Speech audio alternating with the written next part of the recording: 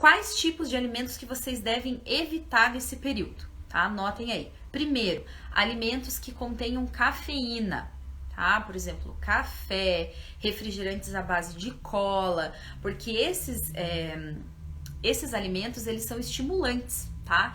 E aí, quando você tá... Quem tem muitos sintomas de enxaqueca ou ansiedade, esses alimentos tendem a piorar, tá? Então, nesse período, tente evitar esses alimentos que são muito estimulantes, tá? Porque senão podem piorar tanto a dor de cabeça quanto a ansiedade, tá bom? Alimentos ricos em sódio. Esse é um clássico, tá? As mulheres acabam ficando muito inchadas, claro, pelo período, mas muitas vezes é porque elas acabam comendo muitos alimentos que são ricos em sódio. Aí o que acontece? Piora essa retenção, tá? Então o que precisa fazer? Evite esses tipos de alimentos, tá?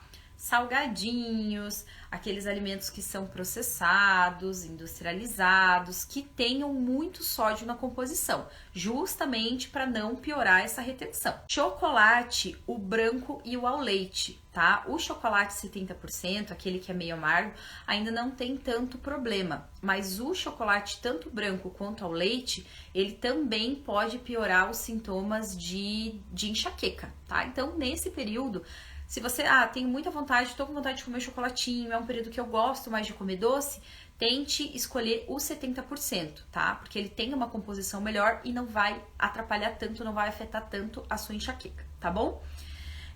Bebidas alcoólicas, também nesse período é interessante evitar o consumo. Por quê? Porque as bebidas alcoólicas também, né, o consumo exagerado, também favorece a retenção de líquidos, né? Então, pense, você já tá inchada por causa do período e ainda bebendo, aí vai ficar bem mais inchada mesmo, tá? Então, procure evitar.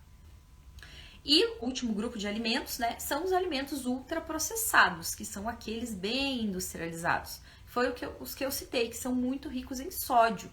Salgadinho, macarrão instantâneo, esses alimentos que têm na sua composição uma quantidade muito grande, né, uma quantidade muito grande de aditivos químicos, sódio, gordura, açúcar, excesso de farinha branca, porque esses alimentos, lógico, eles não são bons para serem consumidos em excesso em nenhum período da vida, né? Quem dirá no período de tensão pré-menstrual, que pode sim piorar os sintomas. Se vocês sentem muita fome também durante a TPM, consumam bastante, né? Consumam alimentos, fontes de fibras, tá? Carboidratos integrais, tá? É uma boa. Alimentos que sejam ricos em fibras para dar saciedade.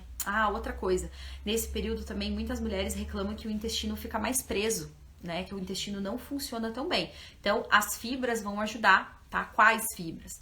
Linhaça, aveia, psyllium, chia, tá? Todas essas vocês podem incluir. E os carboidratos, tentem evitar aqueles que são refinados, tá? Que são aqueles à base de farinha branca. Tentem preferir os integrais, tá ok? E, muito importante, proteína em todas as refeições, tá? Porque a proteína tem um poder de saciedade muito grande. Então, quando você consome aí proteína, né? Proteínas magras em todas as refeições, você fica muito mais saciada. Então, esse aumento absurdo do apetite, né, que muitas mulheres têm, ajuda, tá? Pra você aí não ficar se sabotando e ficar aí beliscando todo o tempo alimentos que não são saudáveis e que são extremamente calóricos, tá certo? Que mais que eu poderia...